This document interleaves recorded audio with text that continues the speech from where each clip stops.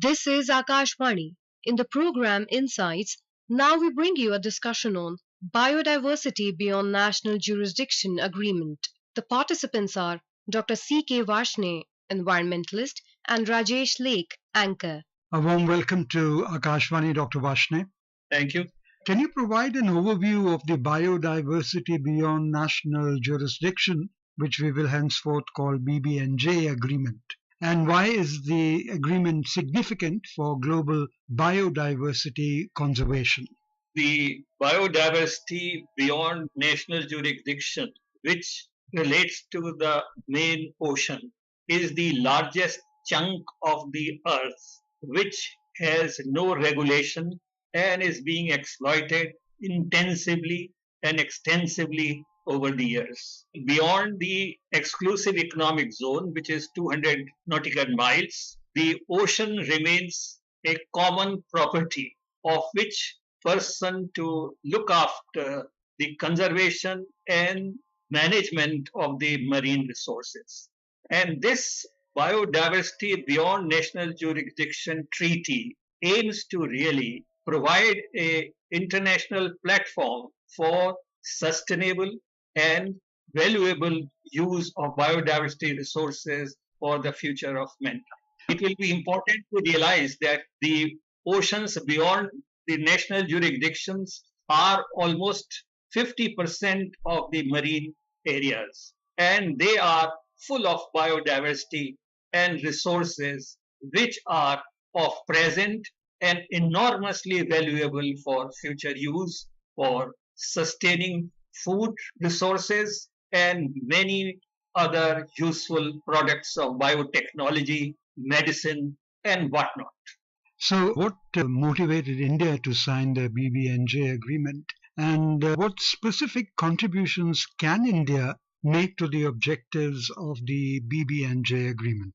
I think this is very important to realize that the resources that are being exploited from the high seas are really monopolized by the few nations. And the objective of this treaty is to really share the resources and the benefits by the communities, particularly of the developing countries in mind. And it is also for a regulated exploitation. You may be surprised to know that large number of fish stocks are already overfished. And all this is going to really destroy the marine ecosystem, which really controls our global climate as well as many food resources of the present and the promising potential food resources of the future, including many organisms which are yet to be identified. And the current estimate shows that more than 2 billion new species are yet to be discovered from the high seas, particularly on the marine floor, which is getting exploited. Jamaica-based organization of the United Nations under the UNCLOS is really allotting the areas for marine exploitation or the seabed exploitation. Now, all this is happening completely by ignoring or at least not giving due attention to the biodiversity impact and its consequences, long-term and the short-term consequences of marine productivity. Now, in order to really safeguard this for the country as well as the global community as a whole, it is important that India has already taken a lead and has agreed to sign the treaty, which is known as the High Sea Treaty or the BBNJ Treaty in short. So, how does the BBNJ agreement align with India's existing environmental laws and policies, and what changes or adaptations might be necessary in India's legal framework to fully implement this agreement? You see, we have just signed, and after we submit our instrument of ratification and accession, then only we become full party to this treaty. And subsequently, according to our legal procedure, I think the ministry which has been made responsible of the earth resources will really work out the details and the procedures for exploitation by the country as well as of really participating in a global framework for the benefit of biodiversity, benefit sharing, as well as for their conservation and long-term preservation of the resources. It is also necessary that this treaty will not be really nullifying the other already existing instruments, but at the same time looks forward to coordinate and work in consonance so that the value of the biodiversity is maintained. It has got four main pillars. One of them is the benefit sharing. The second one is the environment impact assessment. Third is the biotechnology.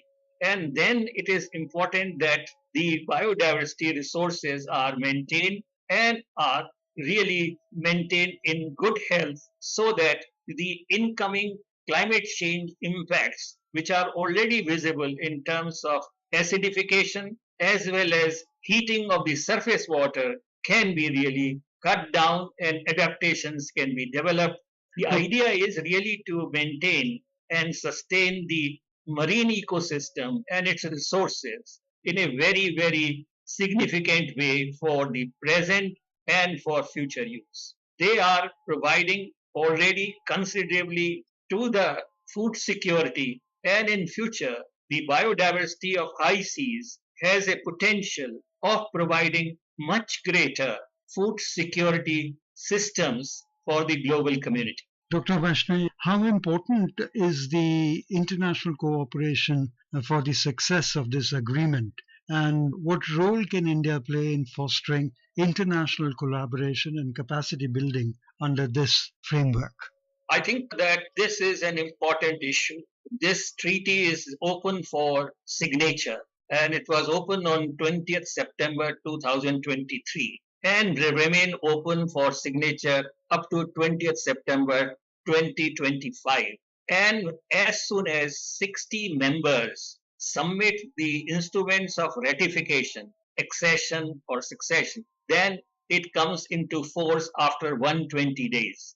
And it is thereafter, there are a large number of cross-cutting issues on which I think instruments will be developed, particularly that how different UN bodies, as well as under the law of the sea, the various three conventions that we have, coordinate and complement each other for supporting the biodiversity beyond national jurisdiction treaty. It is important that the Indian knowledge system, particularly the traditional knowledge system, will play a very major role and has a very useful potential contribution to make for sustainable use of these resources. And at the same time, India also looks forward for sharing the benefit, which so far are being appropriated by the exploiting nations, which have a better technology and better access of the high sea resources. So I think this is very important for the economic development as well as for maintaining integrity and the diversity and the sustainability of the marine ecosystems for the future benefit as well as for stabilizing global climate, which is a very, very rapidly changing and threatening. Dr. Vaishnavi, are there any challenges in conserving marine biodiversity beyond our national jurisdiction? And how will this agreement address these challenges on a global scale? I think there are many challenges because marine biodiversity as such is very poorly studied. So I think this will provide a framework with a cooperative effort to study the marine diversity and its resources and their potential for use and for further development. So I think it is a cooperative venture and provides an international platform for undertaking this activity because no country has the resources as well as the initiative or the, I should say, urge of really finding out this because it requires considerable amount of technological development for examining and understanding. A large amount of sea floor sponges, as well as the pelagic fish, particularly tuna, are important resources. How they are to be conserved, what kind of dynamics of these fish stools are. All these things are least understood. So I think that with the help of this treaty, it is possible to study them preserve them and conserve them. More than that, the Sustainable Development Goal number 14, which deals with the biodiversity and resources in the water system, is going to be strengthened and will find a lot of support from this treaty. And this treaty is only the beginning, and I think as soon as it comes into force, I'm sure the corresponding legislation will be developed by individual countries. Particularly, we will also be developing our internal laws as well as find out how does it coordinates with other national environmental legislations to strengthen the outcome from this biodiversity beyond national jurisdiction treaty. It Dr. is Varshney, important. what specific benefits does India stand to gain from Yeah, participating in India this stands agreement? to gain a large amount of benefit because all the development which is going to take place in terms of biotechnology, we will be able to share the benefits which are not being shared by us as of today. So I think implementation of this makes us a joint partner in sharing the benefits of the resources of the high seas, which at present we are deprived of. In fact, many developing countries are deprived of. So I think it will provide a lot of input as well as economic benefit to the coastal communities of our country. And this is something which is very important. And not only that, currently it will provide, but for the future also, any development which is of consequence in terms of human health or in terms of any other product will be utilized. More than that, the rampant exploitation of the seafloor will be checked because of the biodiversity beyond national jurisdiction treaty, which really calls upon impact assessment before we undertake any such activity which is likely to impact even the biodiversity of the coastal regions. So I think these are very obvious and very important benefits that are going to accrue to the country, Okay, community. what about the marine research and conservation efforts? How will this help in enhancing that? You see, it is the biodiversity of the high seas which are responsible for the coastal biodiversity as well. So, if we are able to make and keep the biodiversity of high sea intact, it also implies that we are safeguarding the biodiversity of our coastal areas, where the coastal community is highly dependent for their livelihood as well as for many products of great economic value which are required for the country's economic growth as well as for export. So, Dr. What Varshney, there are is, there any mechanisms in place to ensure the effective implementation and enforcement of this agreement? I think it is too early to say, but I think the way that the international community has agreed upon and the way that we see that if these resources are not properly protected and conserved, the downside is very dark and very scary. And all this makes it very important that timely that this effort has been taken. In fact, it should have been taken much earlier because it had taken about 20 years to negotiate. And finally, after a lot of consultation with the stakeholders, with the international organizations, scientists, and others, that such a framework has finally agreed upon. And now it is awaiting. When the treaty comes in force, then I think it is going to really work out. There is going to be every year meeting of the committee of parties, which we know as COP.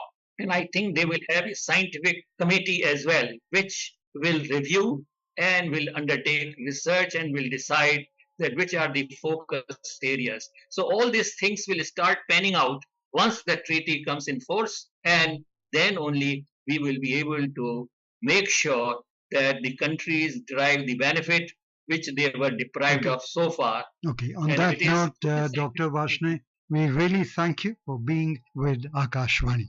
Thank you so much. You were listening to a discussion on Biodiversity Beyond National Jurisdiction Agreement. The participants were Dr. C.K. Vashne, environmentalist, and Rajesh Lake, anchor. This program was produced and presented by the News Services Division of Akashvani. You may share your feedback about this program through email at airnsdtalks@gmail.com or WhatsApp on 9289094044.